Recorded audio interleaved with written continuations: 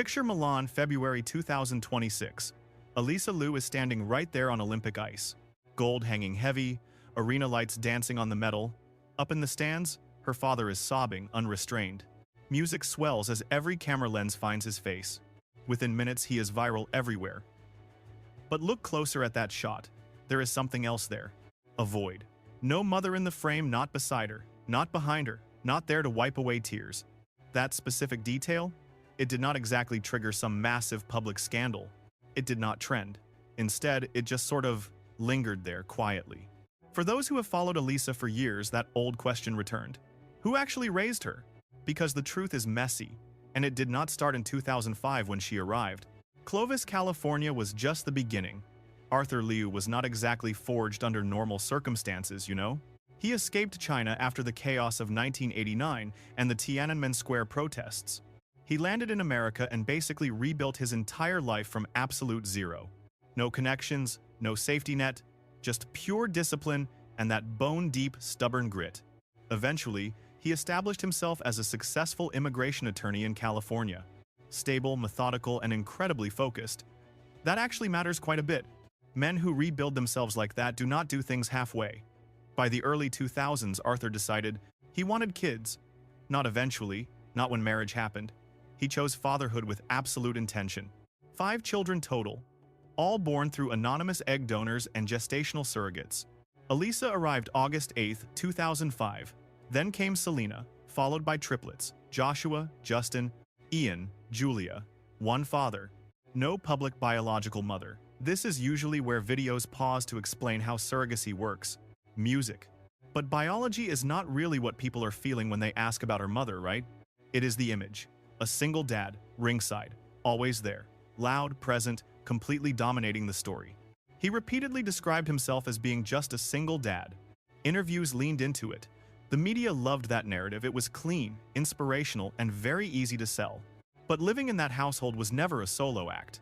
When Alysa was born, Arthur was married to Yoning Shen, most people call her Mary.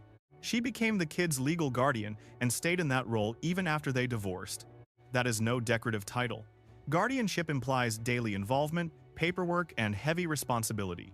Yet in most news stories, Mary flickers for a second and then vanishes from the narrative.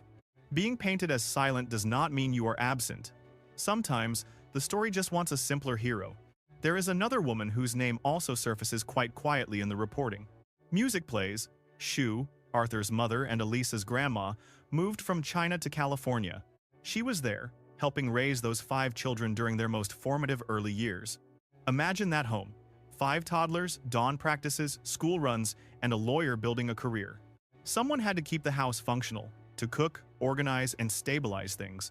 Shun eventually headed back to China when Alysa turned 13 right as her career was taking off. Timing like that impacts a kid in ways cameras never see. And that is where things get deep. Alysa hasn't ever framed her childhood as if it were lacking something. In interviews, she seems grounded, calm, and open about discussing her unique upbringing. She actually mentioned that her dad explained her whole birth story when she was only 8 years old. There was no secrecy.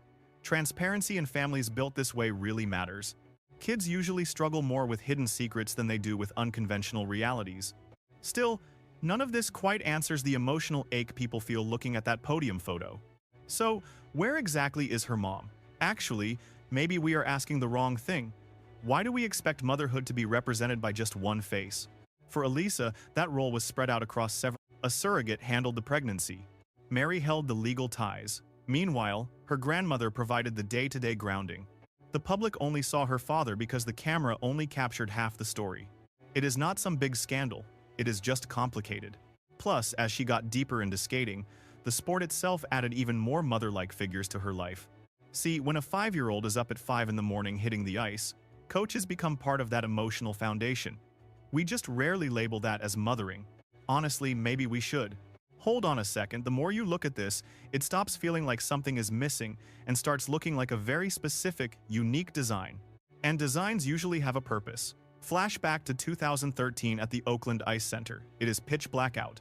5:12 in the morning. That is what the rink clock says under those harsh buzzing lights. That freezing air just bites harder before the sun comes up. Alysa is only 8. She looks tiny on those skates. Messy hair, thin arms, drilling jumps while every other kid is dreaming in bed. Her dad is up in the bleachers. That is the image the world eventually sees. What the cameras miss is the quiet machinery running it all. The frantic carpools, brothers and sisters getting ready for class, or those mornings where somebody had to stay home because a sibling caught the flu. Arthur was there, sure, but he could not magically be in two spots at the same time. People love the single dad against the world trope, but actually making that life function takes a real village. Even after the divorce, Mary Young Shen stayed legally connected to those kids. Not a headline grabber, but it matters. Being a legal guardian for 5 kids is a massive job. It means being there. Paperwork is dull. It will never go viral, but it keeps things steady. Skipping an interview is not the same as skipping out on a child's life. And then we have Shu. Did Arthur's mom fly all the way from China to California just to help raise those kids? Everything suggests she did.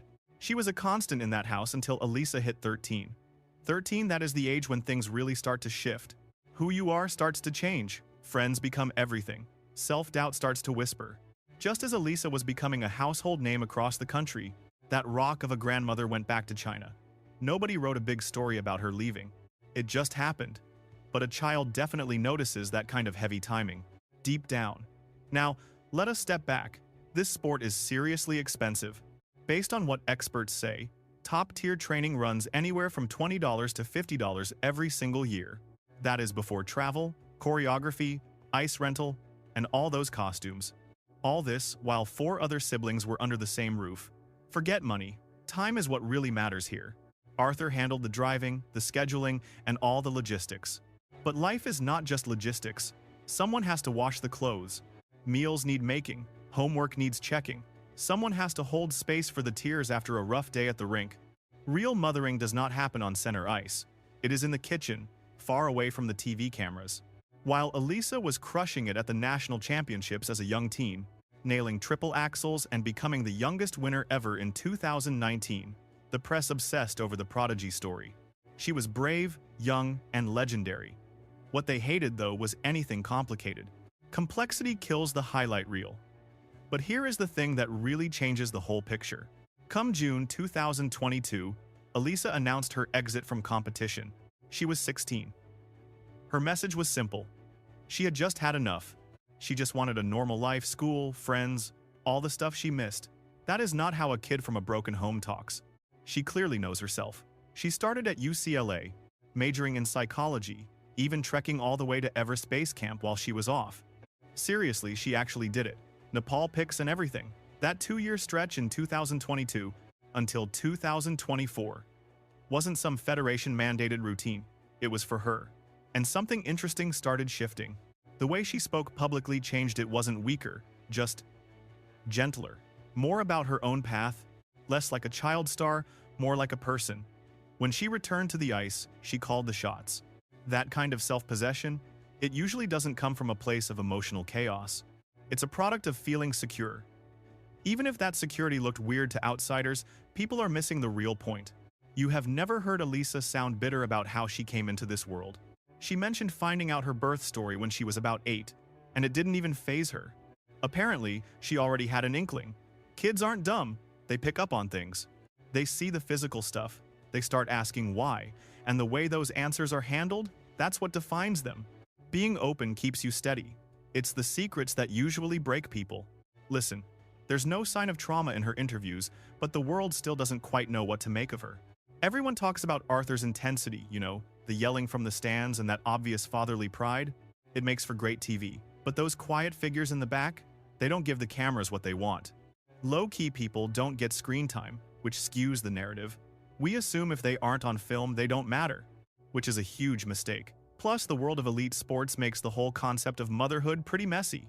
As she climbed the ranks as a junior, these powerhouse female coaches started filling those gaps. In high-level sports, coaches become the emotional anchor. They're the ones seeing the exhaustion and the raw moments. They're there for the tears after a nasty spill. It's not biological, sure, but it builds that inner toughness. Her success didn't just happen in a vacuum. It was built layer by layer in a home that ran differently, totally off the beaten path, led by a father who learned survival through political exile and sharp strategy, alongside siblings who grew up in that same environment, even if they all ended up doing their own thing. But still, That Olympic picture still haunts the conversation. You look at it and notice, no mom in the frame. But maybe we're just looking at it wrong. Maybe the camera was just focused on the wrong spot. And we haven't even cracked the psychological stuff yet. You know, the real heavy hitters underneath the media hype. That's where things get really interesting. Look, there is this elephant in the room whenever people bring up Alysa's mom. It's not just curiosity about genetics. They're quietly wondering if there was a hole in her life. That's the real subtext. Picture this, a teen girl crushing it in a brutal sport.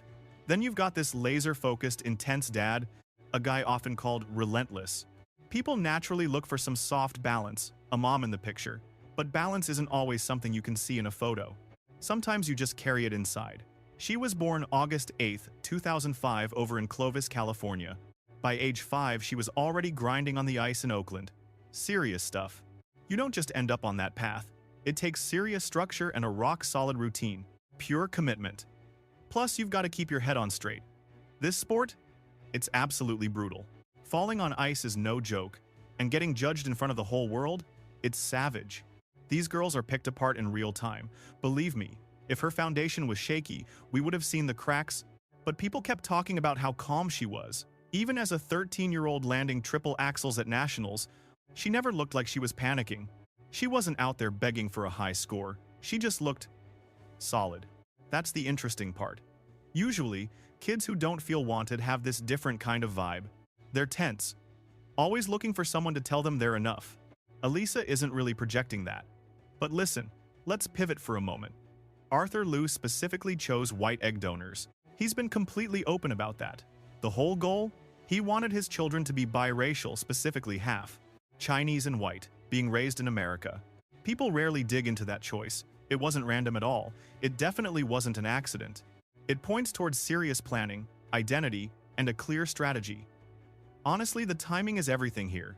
Early 2000s America post 9/11. Heated immigration debates were everywhere. Talk of assimilation was loud.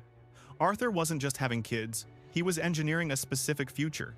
It feels architectural, almost. And we know that architecture always reveals a person's worldview. After escaping political chaos and rebuilding abroad, he became an immigration lawyer and meticulously mapped his family. See, that isn't messy parenting. That is pure, calculated intent. Okay, things get hushed now. Mary, the legal guardian, stays far away from those teary interviews. You won't find her sharing deep thoughts about Alysa's early childhood years. Because she's quiet, the public just simplifies her role. But silence? It can also be a shield. Families dealing with divorce, surrogacy, and 5 kids usually have these quiet pacts about keeping things private, especially once one of the children becomes a household name. Look, the figure skating scene doesn't really do complicated well. Simple stories are easier to sell. A lone dad and his superstar girl. It just works. Still, early reports mentioned Grandma Sue had lived with them for years, but she eventually moved back to China right when Alysa turned 13. 13 again, right as the cameras were about to start flashing everywhere. Imagine the mental shift that took. But there are no juicy quotes describing that transition. Nothing on that shift. 0 public meltdowns, just the same perfect routine on the ice. Fast forward to 2022. Alysa quits at 16. That move shocked everyone more than any triple axel. I mean, she'd literally just finished the Beijing Olympics a few months prior. She went out on top, looked totally fine, and then just walked away. According to her, she was just over it. She wanted a shot at a regular life. That statement carries serious weight. Top-tier athletes don't usually bail at their peak unless something is deep down out of sync. But the real kicker? It's what she kept to herself. No finger-pointing at her dad. No bitterness about the way she grew up. She didn't paint her youth as some forced sacrifice. To her, it was all her own choice. She ended up at UCLA, dove into psychology, and started making real friends. Outside the rink, hiking to Everest Base Camp in 2023. That climb wasn't a metaphor, it actually happened. It proves she's got physical grit outside that sterile ice rink world. Over those 2 years, the way she carried herself in interviews changed, more relaxed, way less tense. That new glow didn't come from finding some long-lost mom. It came from her actually becoming her own person. Here's the catch. Society expects kids from anonymous egg donors to feel some kind of existential dread. They expect a crisis. But Alysa? She just doesn't fit that mold at all. Maybe being honest from day one actually worked. Perhaps that home life, weird as it seemed, was solid enough that DNA didn't feel like a hole in her heart. Maybe we're defining motherhood too tightly. There's this whole other angle we haven't even touched yet. Culture. Alysa was raised in a Chinese-American home by a father who knew exile and a grandma who crossed oceans for them.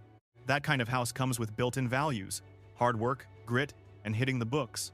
She was mixed race too, growing up in California competing in a sport that's historically been very white. That's a lot of layers, and sometimes those layers are exactly what make you unbreakable. You can't fit all of that into a single Olympic camera shot. Music. When she finally made it back to the ice in 2026, you weren't looking at a girl who'd lost her way. You saw someone who was whole. But that sense of wholeness isn't an accident, it's built. And that construction job took way more people than the TV cameras ever credited. There's a deeper layer here, the stuff that doesn't live in files. E maggiore di music is greater than is greater than. You have to look at how society flips out when a family doesn't fit the script. That music reaction tells us more about ourselves than her. This question keeps coming up for a reason. It's not like the facts are missing, they're right there. Alysa Liu was born via an anonymous egg donor and a music surrogate. Her dad, Arthur Liu, raised her and 4 siblings in California. Mary stayed their legal guardian even after the music divorce, and Grandma Sue lived with them for years before heading back to China. None of this is a secret. So why the obsession? Because it's not the biology that's confusing people. They're responding to the holes in the plot. Picture that scene in Milan, February 2026. Gold medal, arena lights, Arthur sobbing in the stands. Is greater than, music, is greater than. It's powerful, it's cinematic, it's clean, but clean stories usually flatten out the messy truth. The main headline became, "Devoted single father builds an Olympic star." Music. That explains part of the story, sure, but not the whole deal. There's a massive gap between what looks good on screen and what actually forms a foundation. In American media, especially sports, parent stories get shoved into boxes. Stage dads, music, soccer moms, pushy parents, or supportive ones. Those roles are easy to script and even easier to film. Families that don't fit the mold are harder to capture. There's no perfect camera angle for shared motherhood, no single face to zoom in on. And when there isn't a clear target, the public just assumes something is missing. But care is still care, even when it's spread out. I checked the timelines. Is greater than music. Is greater than. In 2019, Alysa becomes the youngest US champion in decades, only 13 years old. The spotlight gets blinding. Music, more interviews. Massive expectations. Is greater than, music is greater than. That was the same year people finally started talking about athlete mental health more openly in the world. Simone Biles would pull out in Tokyo 2 years later, and the whole conversation around music performance pressure changed. Alysa grew up right as that cultural shift was starting to take hold. Music. She hit peak fame before mental health was a normal topic, then walked away from skating in 2022 after Beijing. The timing wasn't a fluke, even if it wasn't some huge blowout. It happened because young athletes were finally starting to speak up about their own lives. Music. That matters because when she retired at 16, the main story wasn't about a rebellion or a breakdown. It was autonomy. And you don't get that kind of independence from being neglected. It comes from music security. Now, look at something subtle, Arthur's own path. He was exiled from China after Tiananmen Square, started over music in the States, and became an immigration lawyer that's grit built on structure. That mindset, definitely music. Bled into the house. Rules. Grit. Long-term goals, but rules alone don't make a kid music stay emotionally solid. Usually that just leads to burnout or resentment, but Alysa doesn't seem broken at all. She looks like someone who can quit, climb a mountain, come back, and win. Music. That kind of stability starts early. Music. Maybe it was Mary being there in the background during those first years. Maybe it was her grandmother's cooking, the routines, the familiar rhythm of home. Maybe it was the fact that she already knew her own birth story when she was 8. Or maybe it was friends at UCLA who showed her she was more than just a skater. Likely, it was all of it. And this is where the conversation gets shallow, whenever people ask, so who is her real mother? Everyone looks for one single story, but hers? It's not that simple. See, her DNA began with an anonymous donor. A surrogate carried her. Mary handled the legal side. Then there was her grandmother who raised her every day. Plus those coaches, they were her rocks during her teens, all while her cultural heritage tied it all together. That's hardly a void. It's a mosaic of care. But honestly, mosaics are hard to describe. They don't make for snappy news headlines. You can't squeeze that into one weeping close-up. So, the media just took the easy way out. People bought into the easy version, while the real story stayed hidden. But look, there's another awkward truth we should face. We're still figuring out how to talk about surrogacy, donors, and babies born through science and modern help. These paths mess with our old ideas of being a mother. Even in 2026, people still secretly believe motherhood is only about being seen or having matching blood. Alysa's life shatters those rules. And surprisingly, she doesn't seem weighed down by it at all. It's the onlookers who struggle. Then there's this final piece, the part that just doesn't end neatly. When she was up on that Olympic podium, the world saw the medal, the smiles, and her dad crying. But a village raising a child doesn't look flashy. It creates something better. It creates an inner calm. It makes a 16-year-old strong enough to quit world-class skating and come back even better than before. It builds a person who won't let strangers define her by what they think she's lacking in life. Perhaps that's the messy, gorgeous reality of the whole situation. It's not that she lacked a mother figure. It's that motherhood worked for her without needing a spotlight. But here is the most important part. She never looked like she was hunting for something that wasn't there. She was just building a life on a foundation that felt solid. That doesn't make the questions go away. It just changes them. So, let me leave you with this thought. When you remember that famous Olympic photo, are you only noticing what you think is missing from the frame? Or are you finally seeing all the people who were actually there, even if the lens couldn't capture them? If you've been watching Alysa's career, I really want to know, did you ever feel like she was shortchanged? Or was the story just not the one we expected to see? Tell me what you think below. If you like digging deeper than the usual surface-level clickbait, hit that subscribe button.